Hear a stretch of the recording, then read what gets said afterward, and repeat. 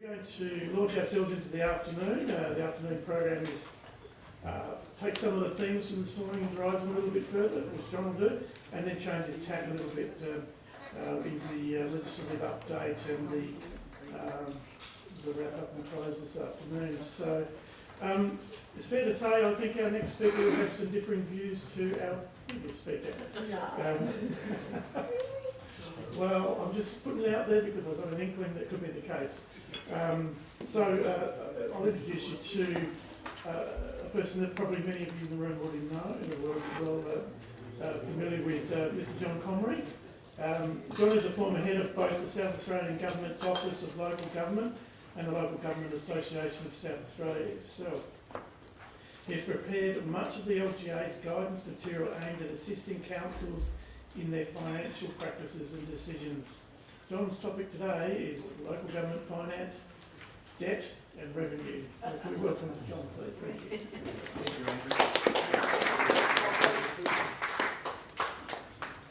Thank you all for that. Look, as Andrew said, I did hear some of the comments. I agree with some of those points and perhaps not fully agree with some others, and we might explore some of that this afternoon in a little bit more detail.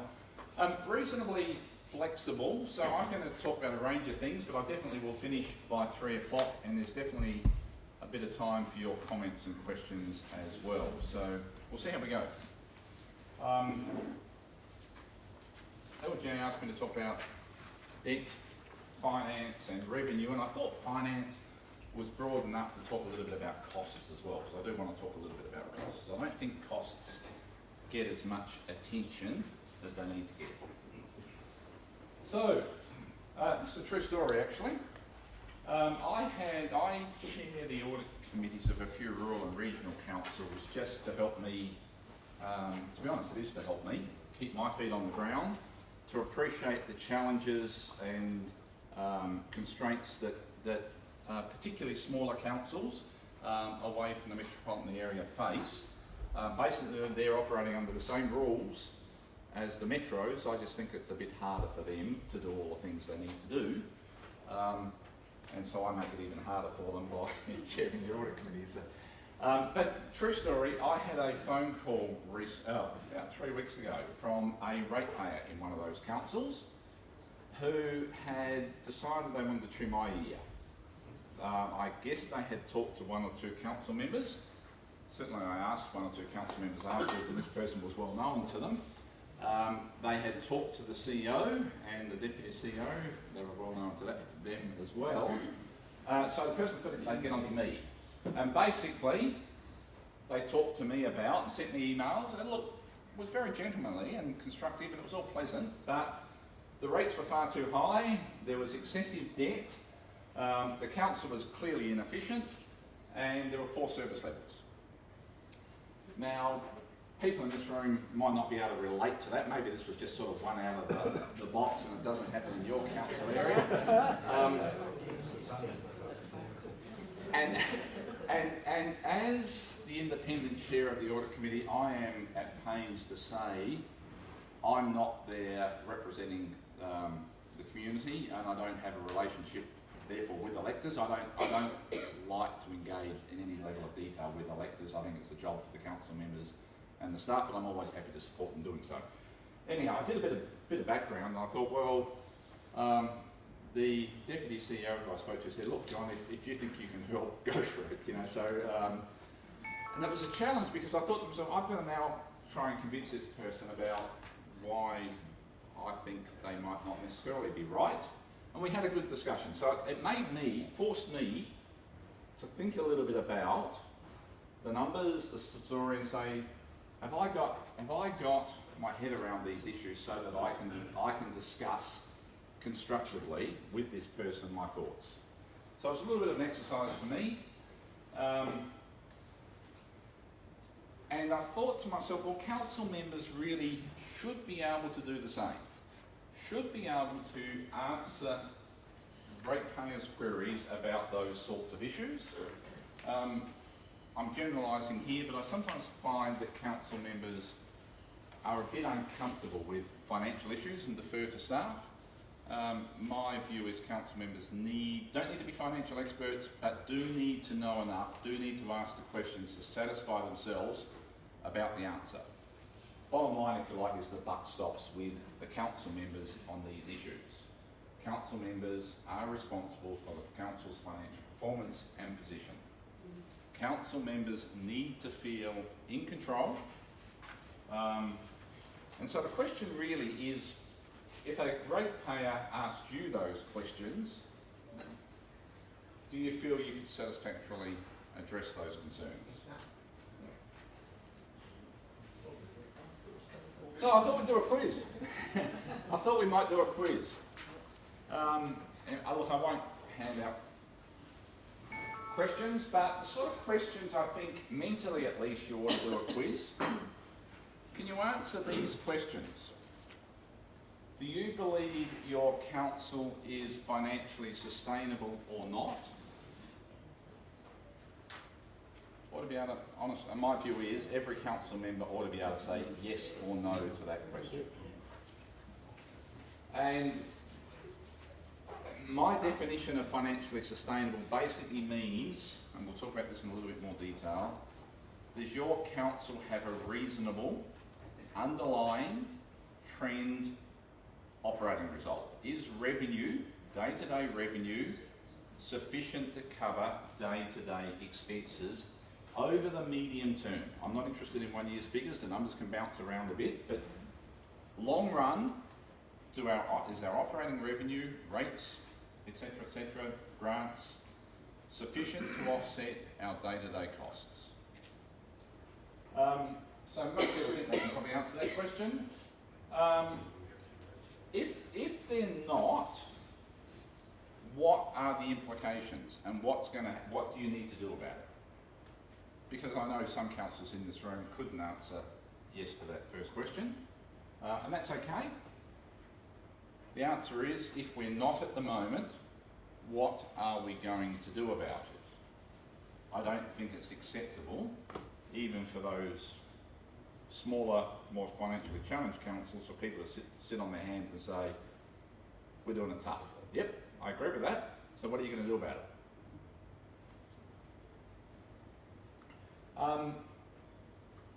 Are debt levels reasonable and appropriate for your council's circumstances? I'll say a little bit more about debt later on, but in my view, people think about debt from a more emotional perspective or their own personal perspective than necessarily the circumstances of their council.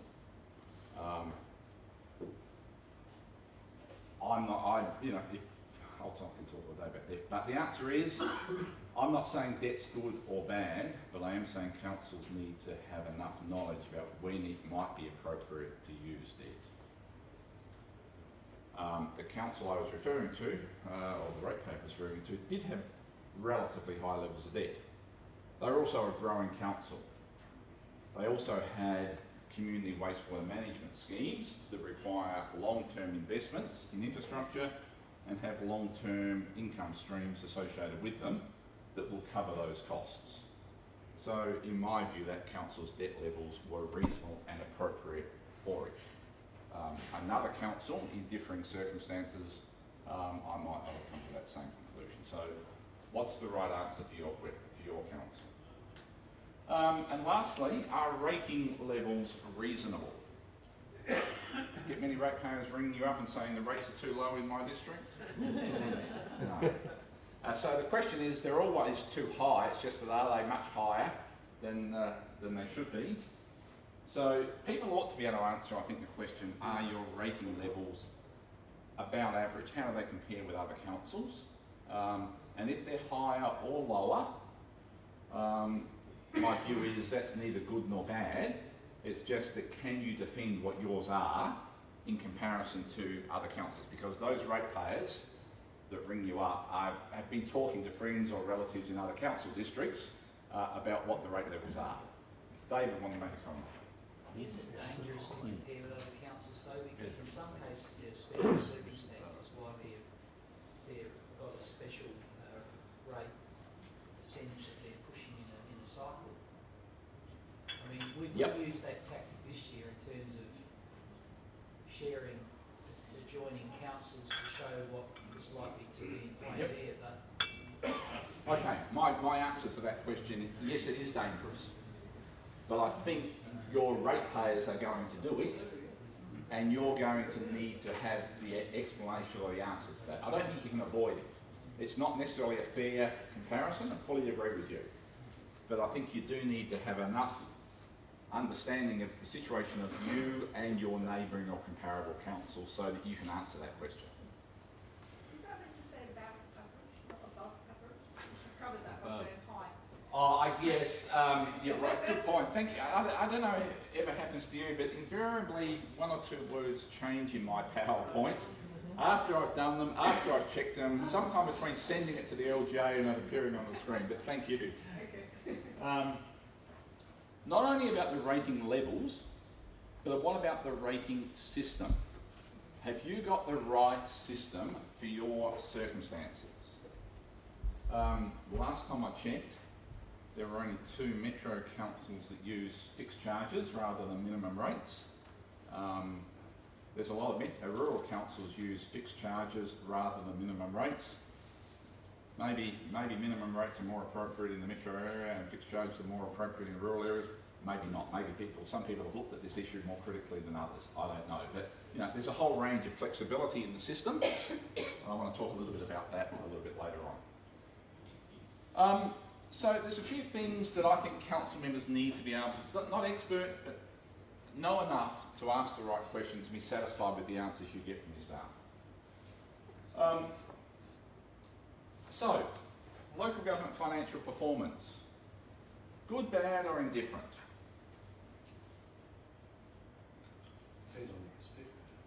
It depends on your perspective, it does.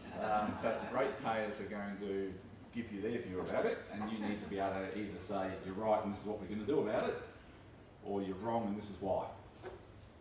People ought to have an honest, constructive sense about whether your council's performance is good, bad or indifferent. I will share some data with you. In my view, local government financial performance, particularly in this state, and I've done a bit of work in the other states, including some of that work that the previous speaker talked about in New South Wales. Local government financial performance in this state has improved significantly over the last decade or so. In particular, this is, in my view, the most critical issue. This is the operating result of councils. Do councils have a deficit or a surplus? The answer is, a decade or so ago, there were deficits and councils have progressively, at least on average, eliminated those deficits and are now running small surpluses. The 14-15 results are not out, although I did manage to get a draft of it recently, and that trend continues. So the answer is, councils have improved in this state significantly their financial performance over the last 15 years, on average. Some have done better than others, but that's the results. I want to spend a sec on this graph as well and run through it with you. In my view, there are only 3 financial measures that council members need to focus on. One was that operating result, and here's that operating result expressed as a percentage, so it was a negative figure, and in more recent years it's got to break even, small surplus. Good. This line here is debt levels, or net financial liabilities levels technically. About 30% of annual income. Councils in this state have got debt levels equivalent to 30% of annual income. And that's stayed pretty static over the last 15 years. What's that 30% number mean? Round figures, not an exact comparison, but I think it's a reasonable one. Round figures, 30% net financial liabilities means, I think, something similar to a household that might have a $50,000 income having a $15,000 mortgage. So a $50,000 income and a $15,000 mortgage, that would be 30% net financial liabilities. It's not a big number. It's not a big number, particularly when you take into account that local government services are very, very asset intensive. Councils have assets worth about 10 times their annual income. So that is an extraordinarily high number, far higher than state and Commonwealth governments. Our services come from assets, roads predominantly. So that really means that household with $50,000 income would have a $500,000 house and a $15,000 mortgage. I don't think debt levels are high. I'm not saying, I'm all for having low levels of debt if you don't need debt, but I also hear some councils that I think could be making better use of debt to address some of their needs that have been reluctant to do so. Anyhow, debt levels haven't gone up over the last 15 years. I want to spend a bit of time on that last number though. That brown bar is asset sustainability performance. And it says about 80%. What it means is councils were saying in 13-14 that they were spending at a rate of about 80% of what they think they should be spending on asset renewal. Now the numbers should, some jobs are going to get delayed or there's going to be hiccups at times, but LGA guidance recommends 90 to 110% on average over, say, a rolling 3-year period. So my view is the sector-wide doing okay with the operating revenue. Debt levels are modest. Asset renewal, probably still a little bit of work to do, but not too bad. That's my assessment of the local government sector's performance in this state. So those numbers are there, we've talked about. So, improvement has definitely increased, at least on average. Some councils probably a bit more so than others. I think all council members ought to have a feel for how you compare with that average and what that might mean and what you think you need to do about it. There has been improvement though.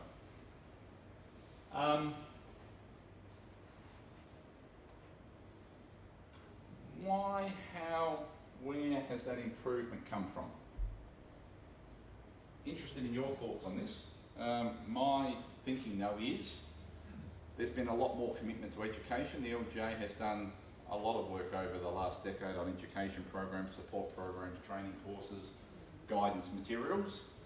I always like to say though that the trick to being, good financial performance is being committed to good financial performance, whether that's in your home, your business, or in your council.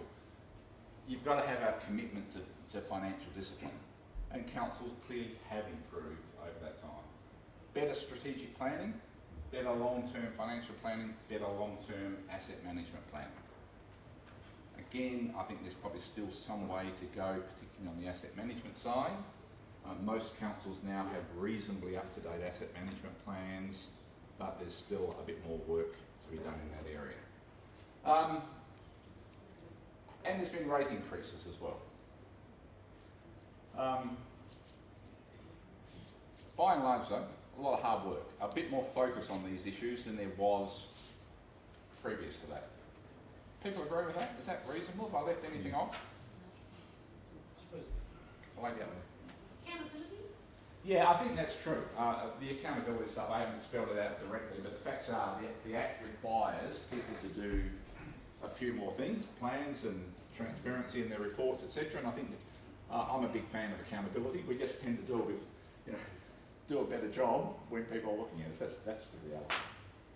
Do you not think a benign economic environment hasn't had a fair bit to do with that? I mean, looking at your graphs from 2000 forward, lowering interest rates, rising asset values, good employment. I don't think it's the critical thing, but it is a factor, I agree. It's easier to do well when the economy's been okay. I mean, we've had the GFC, and most people would say that things are not actually booming in this state in the last 15 years, but you're right. There's been no significant recessions, etc., etc. So it's been a factor that's helped. It's not as critical for local government as it is for state and federal governments, those issues. The reason I say that, state and federal governments, in good economic times, the money flows in. Stamp duty, people buy and sell houses and upgrade their cars, more people are working, more income tax. In bad times, they lose those revenues because people don't spend, and they also pay a lot more on welfare. So the Commonwealth and state governments are far more vulnerable to the economic cycle than local governments. That's a fact. But yeah, it's a little bit easier to put up rates by, 1 or 2% more than CPI when there's been a good year on the land or, good employment levels, etc. Absolutely. Anything else? Okay. So I want to spend a sec on that last one, rate increases. The reality is councils have increased rates, and they've increased rates a bit above CPI in recent years. I guess the question I want to float today and want people to perhaps think a little bit more about, are councils doing enough to contain cost increases?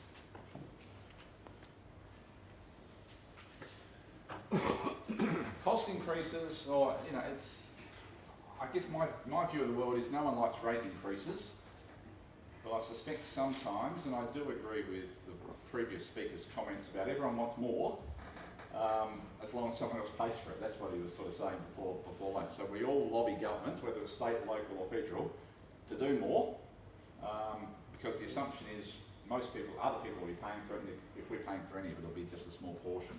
Of course, that might work for the individual, it doesn't work for us all collectively.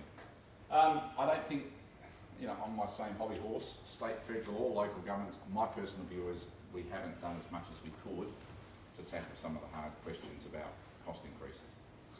So, speaking of costs, I can tell you over the last decade, the CPI for Adelaide, there's not a South Australian CPI, it's a capital cities, so the CPI for Adelaide has gone up by 28%.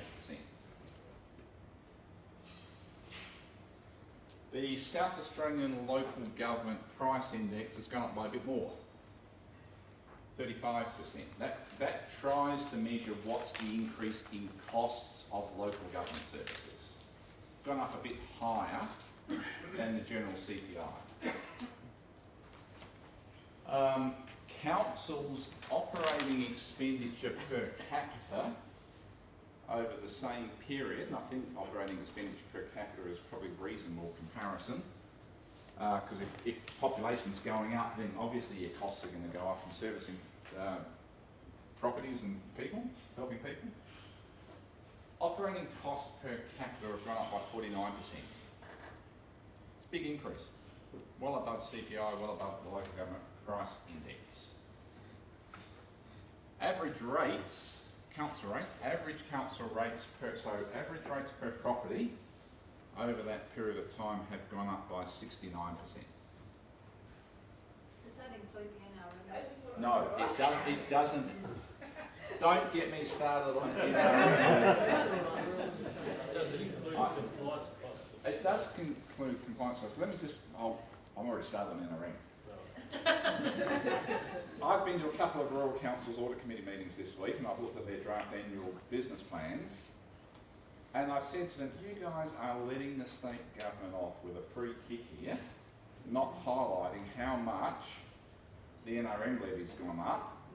Council's saying, costs have gone up by this, blah, blah, blah. I said, hey, spell out that the NRM levy's not yours, no decision of yours, and it's gone up by, in one case, more than 100%. So, anyhow, enough of that. Does it include compliance costs? Yes, it does, and it's a good point you make. So the Act requires us to do things. What I'd like to know, though, is how much of our costs have gone up because of compliance. Is it because of things we want to do, or is it things we have to do? So you've got 100 million nearly sitting in the waste, whatever it is. Yep. So councils are paying more for that waste levy stuff. Absolutely. My honest view, though, is that's a small part of the total picture. I don't disagree with your point. I just don't think it's the big part of it. So costs have gone up. Rates have gone up a bit more. And that is why, if I go back to that earlier chart, sorry about this, well, that's why that's happened. Revenue has gone up by more than costs. And that's good, because it needed to, because we had deficits. But I guess my question is, could have we constrained costs a bit more so that revenue didn't have to go up by as much as it did? So what are the main local government cost drivers? Increasing compliance costs, I better add that one. So is it community preferences? Do people just want us to do more? I think there's probably an element of that. And Yep, you've exactly. You've got the state government shifting the cost. I've got that one covered. Cost shifting. Yep. Wages. Increase in service levels. I think there is an increase in service levels. Most councils are doing more things now than they once were. No doubt about that. And I'm happy to say we're doing it in response to community pressure and aspirations. Some of our materials have gone up as well above CPI. That's that local government price index issue. Have local government costs gone up, the price of them gone up by more than perhaps elsewhere in the economy? I don't know. Yeah, but the money that we pay to mayors and councils has gone up significantly. Oh, there's one. In the 10 You're years, right. of- You're 10, right. 12 years that That's I've been right. in council, it's gone up shit like that. Yeah, I've got to say, you're right. It is a small part of that total number, though. Is it? It is a small part of that total number. At least on average. For littler councils, it's not insignificant. Don't get me wrong. I have looked at those numbers. It has gone up. You're absolutely right. It's not the main issue, though. So let's have a look. Sorry? Like just employee costs. Yeah, I want to talk about employee costs now.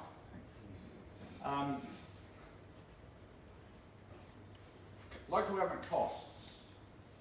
For every $100 at least on average, and every council will vary a bit, although they don't vary that much actually. Employee costs are about 35% of total costs. Materials, contracts, so if you've got a contractor, collecting your waste or building your, maintaining your roads, whatever. Materials and contractors, $41 in every 100. Depreciation's about $22 in every 100. That's the wearing out of assets, roads mainly, in delivering services, about $22. Financing costs, about $2. So $2 in every 100 is basically servicing of debt. Total 100. Employee costs have gone up over that period by 75%. So if we've had employee costs go up by 75% and employee costs are 35% of our total costs, that's a big factor. Part of that is we've got more people, we're doing more things, we've got a bigger population. So the total number of employees has gone up by 14%. And all these numbers are published Local Government Grants Commission database reports. If I could do those numbers, somebody else could. And I'm pretty sure they'd get the same answer. Number of employees, 14%. That means the cost per employee hasn't gone up by 75%, it's gone up by more like 53%. Which is basically double CPI. Now some of that would be, the reality is, because of automation, because of preferences, we're employing, the reality is everyone in the community is doing the same. We're employing less people who were traditionally, if you like, blue collar and more white collar. What does that mean? It's a higher cost per person. But employee costs have gone up significantly. What is, have you got the figure for average wage increase in that time across the whole? I don't have it, Dean. Because of these things. Look, and in fairness, okay, so given Dean's asked that question, the reality is I think councils could have done a little bit better job in keeping enterprise bargaining agreement costs a bit lower in the past. I've been banging on about this issue for a little while now. And I think the latest I'm seeing and hearing, so I don't have the whole sector, but I would say to you that 18 months ago the typical EB increase was 4%. It's certainly come down. I was with a council on the Riverland yesterday who are talking about an increase, just about to finalise an EB agreement, and it's more like 2%. So, and that's not uncommon. So it's gone down from 4 to 3.5 to 3, but we've had these lags in the system. And very hard for an individual council not to, particularly if it's a smaller council, not to go up the same sort of rate as some of the bigger councils. And certainly up until a couple of years ago, 4% was the common number. What's happened though is increases in other parts of the economy have gone up by less. So I'll be hard pressed to say people in local government haven't done pretty well in terms of wage increases in the past. I think people are getting on top of it, but it's been a factor. And I am not saying bash the workers, not at all. Local government needs to attract and retain good people, and it needs to be a good employer that pays fair market-based wages. We won't get the people we need if we don't. But I think in some cases we've perhaps not been as balanced for employees and ratepayers as we need to be. So, put aside that issue of costs, what else? Service levels. Really hard in my view to cut back on service levels. So I really encourage councils to think long and hard before they introduce a new service or go up, because it's much easier to go up than to go down. Politically very hard to go down, so you need to, I think long and hard about needs before you increase. But I would also say, yeah, there is some scope, I think, in most councils, if we're honest, that we could probably cut back in some areas. I do think I won't say most, I'll say all. I can't back that up, but I do think in most councils at least, there is some scope to improve efficiency. That stuff's hard as well. It's really hard. It means awkward decisions. It means upsetting some people. I was talking to a council recently, or more than one, a couple of different councils in different parts of the state that are starting to work up. We don't really want to keep on increasing rates at double CPI. Maybe we're going to have to make some hard choices about closing branch offices or reducing hours of branch offices. A couple of cases that are something that was actually talked about when the amalgamation occurred 15 years ago, and people said they'd look at it in due course, but maybe the time's right now. Responsible use of debt. I've talked a little bit about debt. I'm happy to talk a little bit more. Short answer is, though, debt is not income. Debt is not income. Debt won't solve your problems if your day-to-day expenses are more than your day-to-day income. All debt helps you do is finance large cost items and spread effectively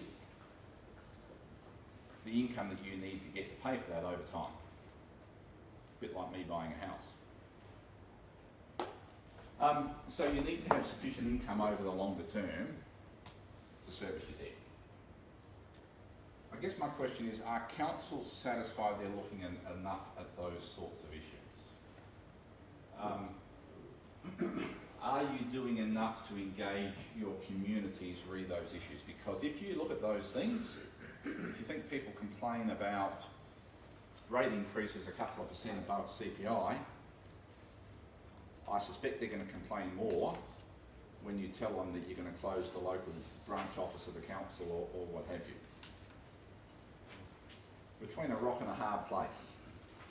People say that to me sometimes, well, we're damned if we do and we're damned if we don't. And my response, being the kind, compassionate person I am, I basically say, welcome to government. The answer is that's what governments are always under pressure. On the one side, taxes, on the other side, services, and you just get squeezed.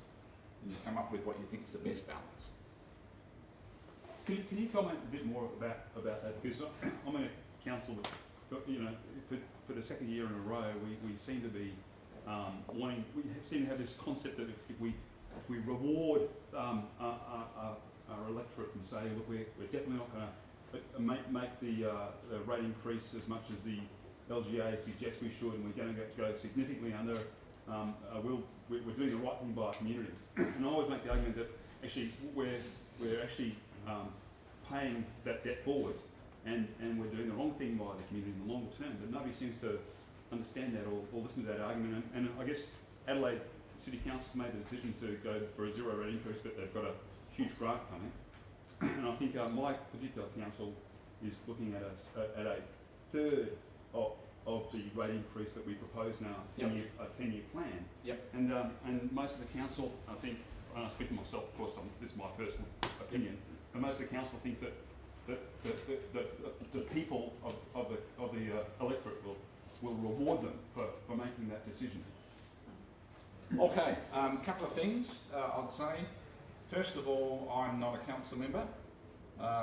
Most people in this room are, and I sincerely, genuinely say, therefore, you're far more expert on these issues in terms of what the judgment and the balance is than I am. You're in touch with your community and you have to read that, and I mean that sincerely. But, happy to help you with that. Damned if you do or damned if you don't. Adelaide City Council, in my view, last time I looked, it was in a pretty healthy financial position and could therefore wear a rate increase of below CPI this year. The key to the typical council is I go back to that previous graph operating result. What's your operating result? If you've got a small surplus and you project underlying, so net of the fact that this year you're going to get extra roaster recovery money, take that out because I'm interested in what the long run underlying position, business as usual position is. If you've got a small surplus, well, let's say you've got a big surplus. I'd say, yeah, you can keep the rates lower and gradually, effectively, no different than the household. If my income is significantly above my household expenses, I can afford to cut back to 4 days a week work. If your council, though, is on a break even or less, got a small deficit, and some councils in this room have, then my view is you're going backwards if you're not keeping the rates in line with your cost increases. Yeah. So the answering part is, can we reduce our cost increases? I would therefore, in your shoes, be looking at what my long-term financial plan said. You said that this rate increase will be less than that. What are the implications? Will that mean you are going backwards? Will that mean you're going to cut other things out at the same time? They're the answers. And what's the lesser of the two evils? You can't make a rate cut without understanding the implications. Reasonable? Okay, but I do think part of the answer to this is we've got to engage our communities in these discussions. I'm not saying that's easy. I'm not saying state and federal governments necessarily do that well, but we need to help the community understand the choices they've got about these sorts of things and what the implications are of rate increases above CPI or well below. But John, they don't come to the public consultation. You only get a handful. How do you get them there? How do you get a bigger representation? The public consultation stuff is a legal obligation. I was at the LGA when that went through Parliament. I can tell you about how it happened and why it happened, but it wasn't the LGA's suggestion. It was, in my view, cosmetic. An independent member of the upper house wanted it to happen. But you've got to do other things. The public consultation won't be good enough. You've got to do a whole range of things on an ongoing basis, including elected members engaging effectively with their community through the various clubs and associations that they mix with and interact with. Great. John, I think the easiest way to get the public engaged is to put out notice earlier that we're going to increase rates by piece.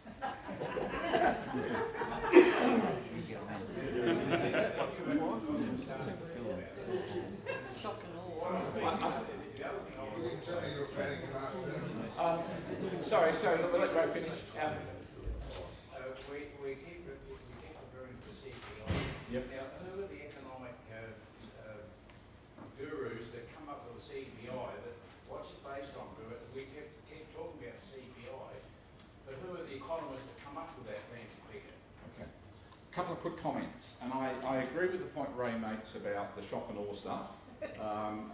May not be exactly that, but you need to grab people's attention, and maybe you do have to say, council will be forced to increase rates by 20% unless you can help us come up with alternatives.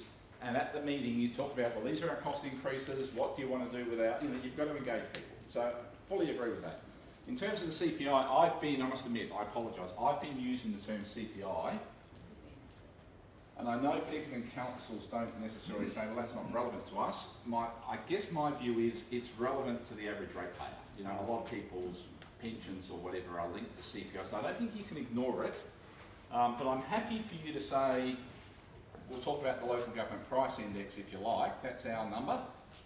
The point though still is that councils' costs have been going up well above the local government price index as well. Councils are doing more, and we've talked about that. And I'm not critical of that, I'm just simply saying, have we got the mix right, and can we do more to reduce, to improve efficiency? That's the only point I'm trying to make. Okay, I'll get back to where we were. So, service levels. Are we good at saying no when we should say no? No? Can we reduce the scope of some works or delay the timing of their implementation? So we're not saying we're not going to do it, we just can't do it this year, it's on the plan for next year. Maybe we can defer a few things. Seriously, I'm interested in your thoughts on this issue. Are we serious about this issue? Are we doing enough collaboration and consolidation, resource sharing between councils? Probably not, I heard the comment. Was that you, Alan? Well, Alan's in a good position to know the answer to that question. He's a member of one of 3 councils in the Riverland. And you do work together, and do a lot of things together. My view is there's probably scope for a little bit more. And I'm not, you know, and I think that's true of most councils. Is that made harder by distance between? Yep. So it's easier for some councils than others, depending on their location. And I'm not necessarily talking just about with your neighbour. I know a few of the little councils in some of the remote parts of the state are talking with councils in regional cities about doing some things for them. So it doesn't have to be just your neighbour. But yeah, I think we do need to be a bit more strategic, a bit more serious about some of those opportunities. What's your opinion of when often councils will amalgamate things such as rubbish collection, Yep. community pools and that sort of thing, but thinking of more internal things such as HR function, payroll function, Yep. those sorts of things. It's a good question. It's a good question. The reason I say it's a good question, amalgamating the waste service in some ways is politically easier because if we were all dealing with a contractor in the past, we just have to rewrite the contract now and see if we can get some savings. Whereas if we do the back office stuff together, it's going to have an impact on staff. And that is difficult. And it's not just the impact on staff. I know council members, particularly in rural and regional areas, say, well, if we consolidated HR or payroll or whatever, and instead of having 3 payroll officers, we now have 1 or 2, that means, you know, that's 1 less family in this country town and it has flow-on implications. And I think that's a factor for people as well. So, I'll disagree with you slightly there. Go on. The person that becomes redundant in that role doesn't necessarily leave the organisation. One of the downsides of the EP agreement is people don't have to be retrained if they don't want to be. So that person that is out of that position could easily be retrained to go into something else if our agreements were to allow. We just had the nuisance bill come through. They're going to take more resources. Are we going to have to employ more people? We either are or ignore half our responsibilities, or if we've got snow in the back office, we can retrain some of those people. David, thank you for that. You don't disagree with me at all. You've covered the points that I didn't explain. I agree with you, but doesn't mean... Yeah, you're absolutely right. We needed to go on and say those things. Ultimately, And then maybe there is other things to be done. If there's not, over time, there will be some staff move on and you'll be able to cover it all. So there will be savings, but it is a bit more difficult because of the staff, because of the human interface stuff involved in the short term. And I agree with you about getting the EB stuff right to promote. My honest view is it actually is in those people's best interest as well. You want those people to be skilled in jobs that have got a future, rather than sort of stuck in a position that ultimately is going to be replaced by a computer. I think if we get smarter in that space. I agree. I couldn't agree more. Us resist I couldn't agree more. amalgamations and all that other sort of silly conversations and like capping conversations that come along because we can just explain it Yep. efficiently and everything as well. I just think there's some.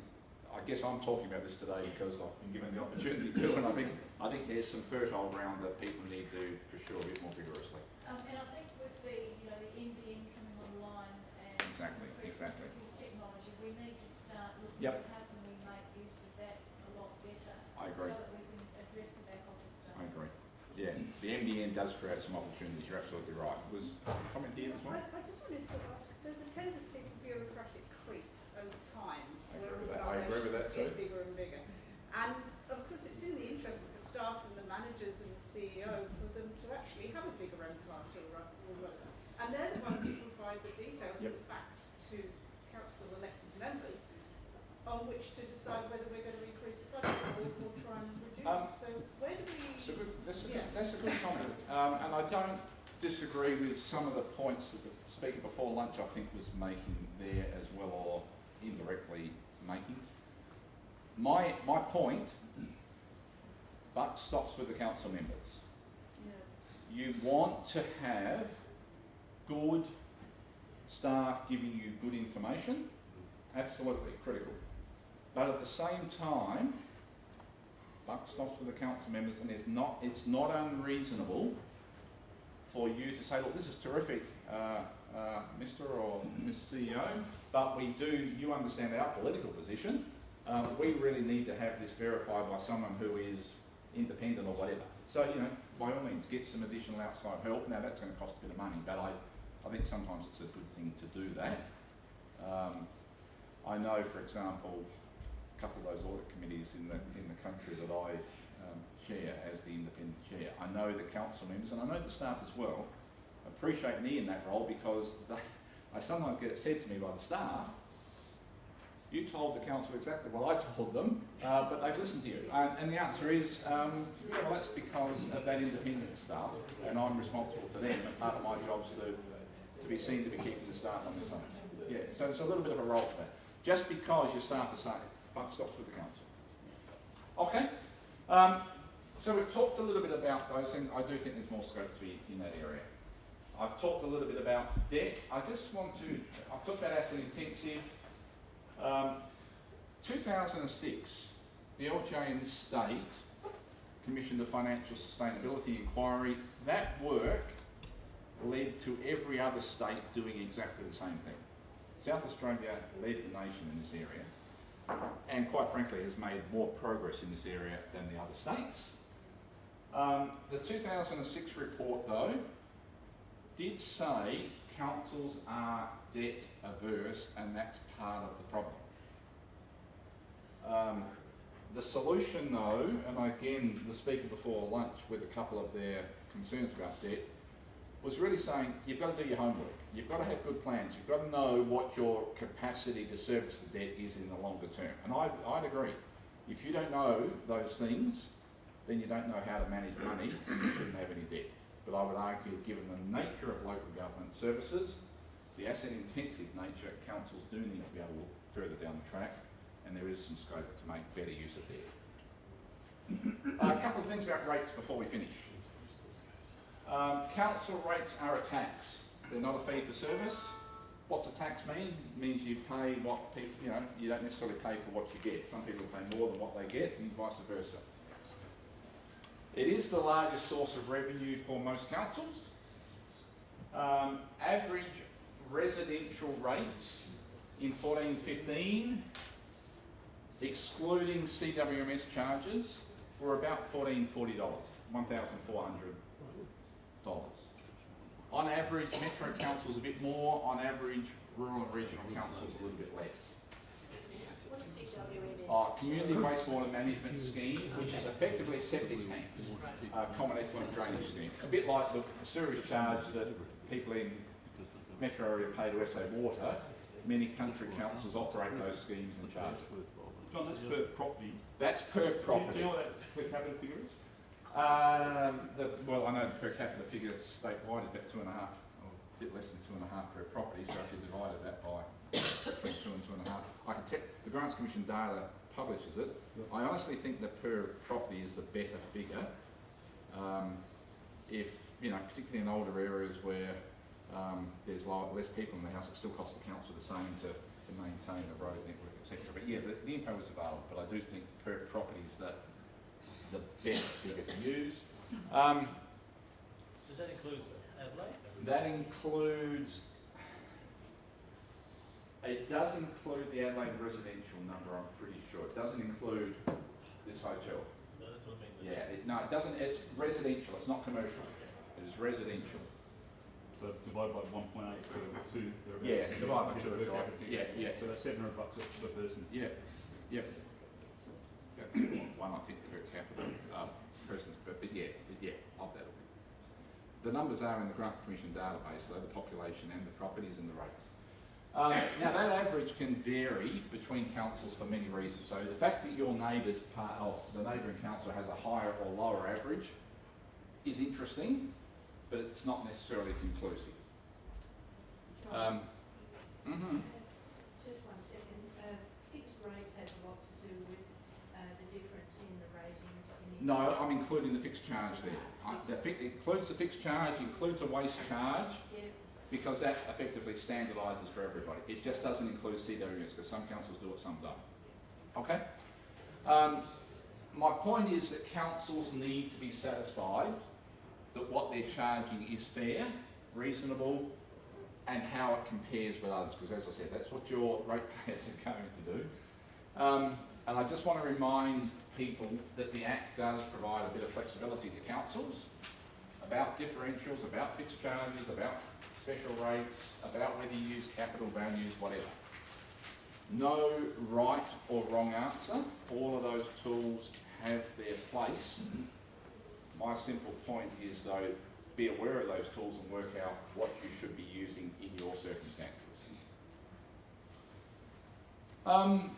So just to finish off, what I was hoping to convey today, my view, and tell me if I'm wrong, that council members are responsible to electors for their council's financial performance and position. It's not the management team ultimately, it's the council members that have got to wear responsibility for that. You, in my view, ought to be able to know and defend your council's cost and rate increases, why costs have gone up, why it's reasonable that they've gone up, why your rating system is reasonable, why your debt levels are appropriate to your circumstances. And you ought to also, and I think most people these days can make a reasonable fist of that one, I'm not sure we do as well on that last one as we perhaps need to do. Are we exploring, to the extent that we need to, opportunities to reduce costs and improve efficiency? I think that's the area where we need a little bit more focus in the coming years. That last one there, the biggest problem I think my council has is we treat it operational things, and the council managers and CEO don't like it. We start asking too many questions when it comes to operation. You know, we think you should be able to change this, have a look at that. It is a bit of a concern that that operational part gets shoved in our throat a fair bit in a lot of councils.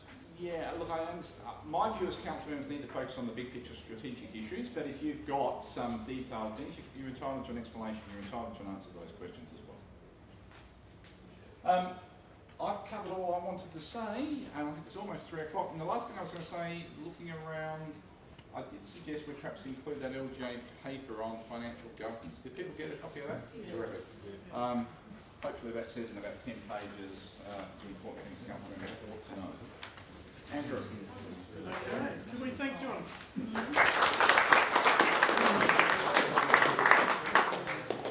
Thank you, John, for your contribution today. It's amazing to have somebody with this amount of experience, direct experience in our councils, speak with us today and lead us through some very, very crucial, important things.